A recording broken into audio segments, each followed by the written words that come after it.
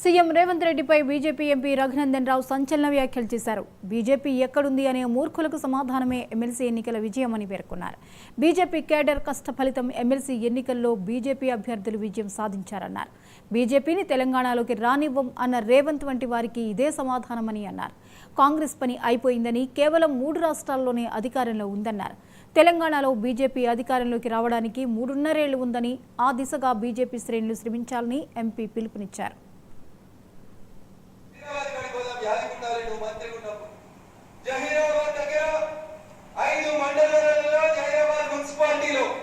సుమారు 13,000 ఎకరాల వక్ఫ్ భూముల్ని డిక్లేర్ చేస్తే ఆ మండలాల్లో ఉన్నటువంటి రైతులు, అనేక మంది మైనారిటీ సోదరులు ఇలా మాకు ఫోన్ చేసి చెప్తున్నారు, రగన్నా వక్ఫ్ చట్టాన్ని రద్దు చేసి మా భూముల్ని కాపాడలేరు, నువ్వు జహీరాబాద్ ఒకసారి వచ్చి పోరాగన్నా అని అడుగుతున్నారు.